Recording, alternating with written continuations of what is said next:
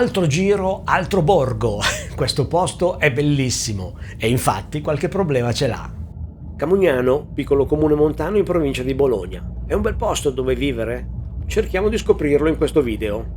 A 700 metri di altitudine, con una superficie di circa 96 km², questo comune è 3 volte più esteso della media nazionale dei piccoli centri. La densità abitativa è estremamente bassa, circa 19 abitanti per km², ben lontana dai 60 abitanti km² medi. Il territorio è caratterizzato da una forte urbanizzazione sparsa, con numerose frazioni e piccoli nuclei isolati immersi nel verde boschivo dei rilievi montani. A marzo 2026 il comune ha circa 1900 residenti. 100 anni fa ne aveva oltre 7000. Ma andiamo con ordine e partiamo dall'inizio della mia visita. Ecco, qui siamo al passo dello Zanchetto, sempre nel comune di Camugnano. Quello che vediamo di fronte a noi è Camugnano, capoluogo. Dietro vediamo il Sasso di Vigo e sotto Camugnano vediamo l'abitato di Carpineta. Quello che hai sentito è Gabriele, che conosce bene il posto e mi ha guidato in questa visita. Ciao a tutti, sono Gabriele Buttelli di Appennino 365, che è un progetto per la valorizzazione del territorio dell'Appennino. Operiamo in 44 comuni, compreso anche quello di Camugnano, dove ci troviamo oggi. Ringrazio Alberto di Rurale Digitale per l'opportunità di dare la visibilità al nostro comune, al nostro territorio. Oggi siamo qui al Lago del Brasimone, da dove parte il nostro viaggio, che ci vedrà impegnati per 2 giorni su tutto il territorio del comune. La nostra guida Dove vivere in Italia ha lo scopo di analizzare i piccoli comuni e i borghi italiani per trovare quelli dove si vive bene. Non ti parliamo degli aspetti turistici. I nostri video hanno lo scopo di farti percepire l'atmosfera di un luogo, però tutte le informazioni per capire se è anche vivibile le trovi sui report, il nocciolo della guida, che puoi scaricare dal nostro sito, dove trovi anche la classifica dei comuni analizzati. Il link è qui sotto. I report sono basati sull'analisi oggettiva di centinaia di parametri, non su opinioni personali. Ti permettono di sapere immediatamente se c'è tutto quello che serve per vivere bene. Collegamenti, negozi, assistenza sanitaria, fibra, rischi idrogeologici, sicurezza e molto altro. Torniamo a Camugnano. Verso il capoluogo la strada si snoda lungo colline dolci. I bordi delle strade di accesso ai piccoli comuni solitamente sono un indicatore interessante e anticipano un po' quello che poi si trova. In questo caso c'è ordine e pulizia. E in effetti Camugnano si presenta subito bene. Qui c'è un bar, altra cosa che manca spesso nei piccoli comuni. Vabbè, Camugnano non è piccolissimo, però i 2000 abitanti sono sparsi veramente in tante frazioni e il centro, dove stiamo arrivando adesso, non è molto grande. Qui siamo a Camugnano, che è il capoluogo dell'omonimo comune. Praticamente di fronte a noi vediamo il municipio, di fronte al municipio abbiamo la piazza che dopo vedremo quando scendiamo. Qui sulla nostra sinistra abbiamo la chiesa parrocchiale dedicata a San Martino. Qui abbiamo il parco con la sede della Proloco, dove in estate vengono organizzate le manifestazioni che rallegrano un po' il territorio e il paese. E qui di fronte a noi abbiamo oggi la caserma dei Carabinieri, che una volta ospitava la scuola media del comune. Io ho fatto le scuole medie in questo edificio. Di fronte a noi chiaramente abbiamo un panorama bellissimo. Abbiamo sulla destra il Monte Cimone, che è un comprensorio sciistico dell'Appennino modenese, e sulla sinistra abbiamo il comprensorio sciistico del Corno alle Scale, che è nell'Appennino bolognese. Allora, qui stiamo scendendo le scale che ci portano verso la piazza di Camugnano, piazza Kennedy. Questa piazza, rifatta di recente, è bella, accogliente. Oltre all'edificio del comune in stile littorio, c'è la posta, la farmacia, un bar, una trattoria, un ristorante. Ci sono diversi cantieri. Cosa saranno? Poi me lo faccio raccontare dal vice sindaco. Scendiamo. Di fronte c'è la filiale di una banca. Questa è la strada provinciale che percorre tutto il paese, ma non sembra molto trafficata.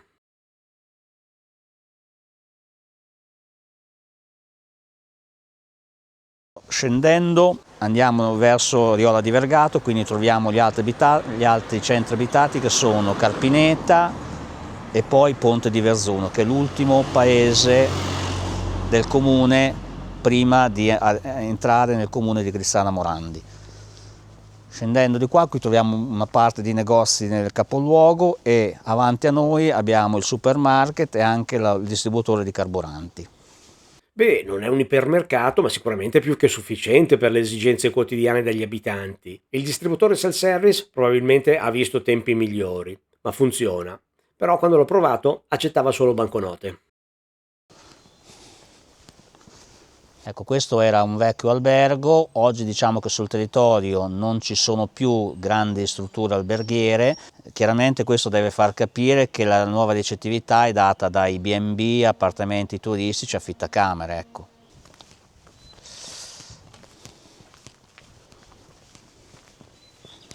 Poi ci siamo allontanati dal centro e siamo andati a vedere la zona dove ci sono le scuole, materna, elementare e media. C'è anche il nido. Insomma, l'offerta formativa è di buon livello e chi sta pensando a Camugnano come luogo dove mettere su famiglia trova sicuramente quello che serve. C'è la palestra, spazi all'aperto sicuramente piacevoli per i bambini e un campo sportivo ben tenuto. Questa di fronte a noi invece è la sede della Croce Rossa di Camugnano, quindi anche questa è un'altra importante associazione del territorio che aiuta chiaramente le persone in difficoltà e dà un servizio importante per quanto riguarda il territorio. Ecco. Ok, adesso andiamo in comune. Qui ho incontrato il vice sindaco e la prima domanda che gli ho fatto riguarda il contrasto allo spopolamento. La maggior parte dei piccoli comuni italiani perde abitanti a ritmi vertiginosi. Qui negli ultimi anni sono riusciti a invertire la tendenza. Voglio vedere come hanno fatto. Io sono Ubaldo Lazzari, sono il vice sindaco di Camugnano. Negli ultimi anni, per una serie di motivi, ci eravamo dati degli obiettivi in termini anche di attrazione di residenzialità, e devo dire che per una serie di interventi che si è riusciti a fare abbiamo visto un ritorno ai nostri posti. Ovviamente parliamo di numeri piccoli, però complessivamente siamo passati da poco meno di 1800 residenti, oggi siamo a 1900, mi sembra 34, qualcosa del genere. Teniamo conto che questo è un dato che va letto, perché qua c'è popolazione anziana, quindi il saldo negativo fra nati e deceduti, brutto a dirsi, ma è di circa 20 persone l'anno in meno, quindi se si sta immobili dopo 10 anni siamo a meno 200.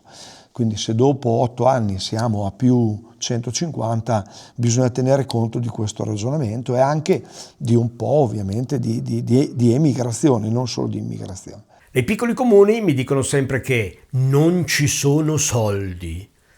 In realtà i soldi ci sono, bisogna sapere dove trovarli, ma soprattutto bisogna avere obiettivi chiari e fare progetti seri.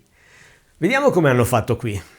Da cosa nasce questa insperato cambio di tendenza? Secondo me da una visione che c'è stata in termini di progettualità sui servizi. Soprattutto il fatto che sui servizi abbiamo cercato di spingere molto utilizzando come strumenti, il primo che mi viene in mente, un bando regionale sulla rigenerazione urbana, che ha dato a noi la possibilità di candidarci e ottenere un contributo importante, circa 1 milione di euro, che abbiamo utilizzato per riqualificare la piazza del capoluogo e fare una serie di infrastrutture come parcheggi e aree di collegamento pedonali proprio all'interno del capoluogo stesso. Da lì poi abbiamo investito in progettazione e l'occasione del PNRR è quella che ci ha permesso di candidarci come comune piccolo, quindi in competizione con tutti i comuni sotto i 5.000 abitanti, su una serie di misure dedicate a queste dimensioni di comuni. E complessivamente devo dire che stiamo gestendo opere pubbliche per quasi 14 milioni di euro. Parte finanziati, come dicevo, da Rigenerazione, quindi da Regione, parte da fondi messi a disposizione dall'Europa alla città metropolitana di Bologna e parte importante PNRR direttamente. Oltre ad alcuni bandi che abbiamo intercettato direttamente in Europa, che sono quelli legati alla riqualificazione energetica degli edifici pubblici. Da lì poi è partito il tema dell'infrastrutturale il polo scolastico con nuovi servizi, quindi abbiamo realizzato un nuovo nido e oggi possiamo dire di avere un polo scolastico che dà la possibilità ai nostri ragazzi e alle famiglie di avere un servizio che va dal nido alle medie. La cosa interessante, molto interessante, ad esempio sul servizio alle persone, è che la Regione Emilia-Romagna ha previsto per i comuni piccoli un bando dove se tu ti candidi e loro ti garantiscono una quota di cofinanziamento sul costo del nido che, unito al contributo dell'INPS per soggetti sotto i 40.000 euro di ISEE, azzera completamente la diaria del nido. Noi in più abbiamo inserito una parte di soldi per garantire anche i trasporti, perché essendo molto esteso alle famiglie, a bambini che già da 9 mesi vengono prelevati dalle famiglie, portati dentro al nido, da dovunque siano, quindi anche da 30 km di distanza. E le famiglie o li tornano a prendere o vengono riportati a casa con fine del servizio 16:30 del pomeriggio. Tutto questo gratuitamente per le famiglie o con una spesa minima che si aggira attorno ai 60 euro al mese perché ha un ISEE sopra i 40.000. Partiamo da lì perché pensiamo che nasca poi tutto da lì il futuro di un paese. Un'altra cosa molto importante, con la CRI, con la nostra Croce Rossa, la nostra sezione del nostro comune, abbiamo fatto una convenzione che permette alla farmacia, che è di proprietà comunale, gestita da privati, di garantire a tutti gli anziani, anche nelle parti più remote, un servizio di fornitura dei medicinali ordinari a casa. E il medico condotto, che è una grande risorsa, fa una sorta di ambulatorio diffuso nelle frazioni e viene fatto questo servizio puntuale, settimanalmente a chi ne ha bisogno. Un'altra cosa che secondo me è stata fondamentale è essere entrati in un progetto sperimentale della Regione che dava la possibilità di infrastrutturare il territorio con la fibra ottica. E anche questo ha contribuito in maniera importante ad un ritorno di chi ha pensato che qua effettivamente c'è qualità della vita. Ok, qualità della vita, però di solito nei piccoli comuni, nonostante ci siano un sacco di immobili vuoti, non si trovano case, soprattutto in affitto. Ho chiesto se il problema esiste anche qui. Per quanto riguarda invece il tema dell'affitto e delle case, cioè diciamo sul momento, noi viviamo un grande problema, un grande paradosso, che teniamo conto che nel nostro comune abbiamo 1350 prime case, inteso come unità immobiliari, e 2400 seconde case. Ebbene, paradossalmente, di queste 2400 case, abitazioni, anche se magari utilizzate storicamente il mese d'agosto o poco di più, pochissime persone sono disponibili a metterle sul mercato, perché comunque ne vogliono fare un uso personale e quindi diventa difficile paradossalmente trovare casa.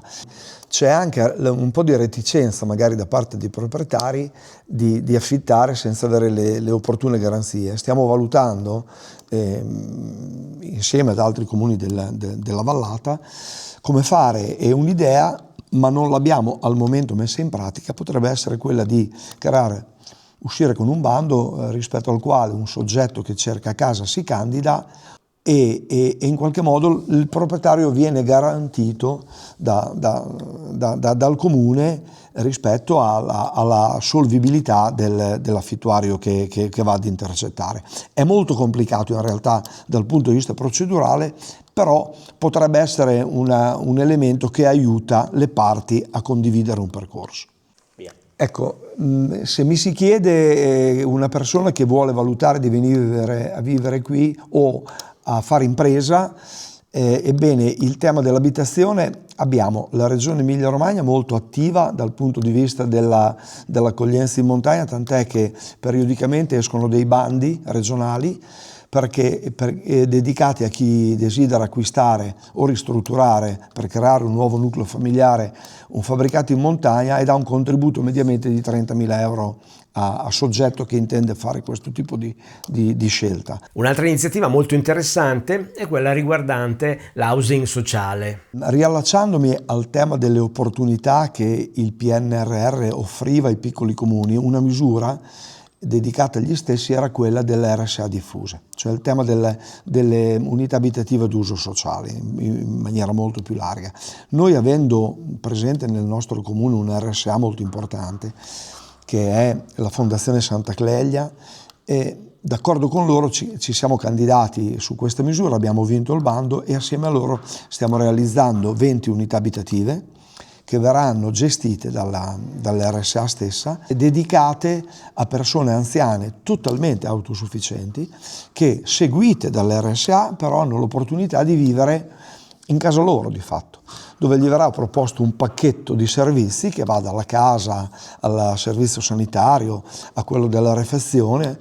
Ed ecco cos'era il cantiere che abbiamo visto prima. Tornando al tema dei servizi, una cosa che prima ho dimenticato di sottolineare è che con la farmacia che abbiamo qua loro stanno facendo un servizio secondo me eccezionale. Loro hanno degli spazi ad ambulatori disponibili, hanno una collaborazione con una serie di professionalità mediche che vanno dall'oculista al fisiatra, al fisioterapista, al dietologo, eccetera, un po' tutte, e calendariano delle presenze mensili di questi professionisti, per cui qualsiasi cittadino che ha bisogno di fare una visita, una prima visita, un approfondimento utilizzando questo servizio, lo comunica telefonicamente o andando direttamente in farmacia, la farmacia prende la prenotazione e quando ha la giornata più o meno piena per quel professionista medico comunica al cittadino la sua prenotazione è per il giorno tal dei tali, all'ora tal dei tali, e viene effettuato il servizio.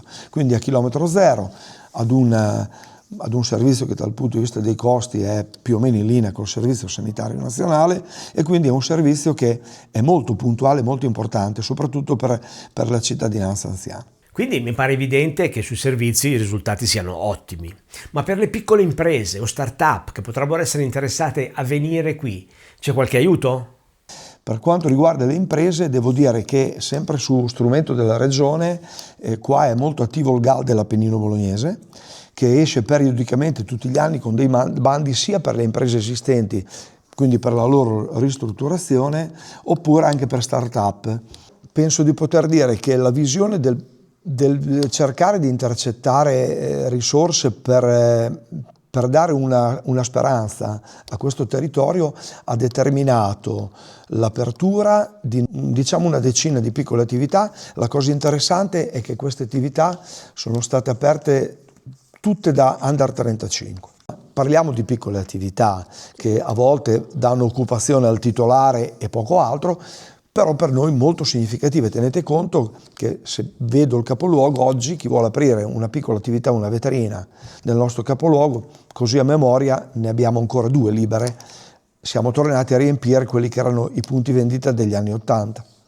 Altra cosa interessante, il settore agricolo. In questi anni ho conosciuto molte persone attratte dall'agricoltura, tutte però con una visione romantica, insostenibile economicamente. Ed è quello che ha sottolineato anche Ubaldo. Io penso che il futuro in queste zone lo potrà avere il settore agricolo. È un paradosso dirlo, ma i cambiamenti climatici ci pongono un grande interrogativo. Io vedo alcuni settori di produzione che oggi in pianura sono in sofferenza. Penso ad esempio a tutto quello che è la viticoltura. Oggi il nostro clima si sta avvicinando tantissimo a quello dei colli toscani. Abbiamo delle zone, soprattutto la parte più bassa del nostro territorio comunale, che qualcuno ha fatto già qualche sperimentazione, per esempio in quel settore, con ottimi risultati. Quindi territori con le nostre caratteristiche in futuro, a mio parere, avranno questa opportunità. Altra è l'agricoltura tradizionale che, come sappiamo, nelle zone marginali è in crisi, ma però qua da noi abbiamo alcuni segnali importanti, ragazzi giovani che hanno intrapreso un'attività imprenditoriale, attenzione, deve essere assolutamente imprenditoriale, perché per vivere in agricoltura in questi posti bisogna tenere il valore aggiunto in casa. Non basta produrre, bisogna trasformare e vendere. Insomma, ci sono degli esempi di persone giovani che stanno andando molto bene, che possono dimostrare che se si ha questo approccio e questa visione ci se la può fare. Il vantaggio di queste zone sono che ancora acquistare un fondo agricolo a dei prezzi ancora molto appetibili rispetto magari alla pianura, zone più dove l'agricoltura intensiva è molto presente, e quindi lì anche dal punto di vista dell'iniziare un'attività diventa complicato perché l'esposizione economica diventa molto molto importante. Non è finita, perché ci sono altre cose da verificare e altre persone da conoscere. Lo vedremo nella prossima puntata. Anche perché resta da capire se anche qui, come in tutti i piccoli comuni, chi ha deciso di restare è un eroe o uno che non ha avuto il coraggio di andarsene. Sì, lo so che adesso arriva il genio a dirmi che non capisco niente. Comunque, se vuoi che analizziamo anche il tuo comune, contattami.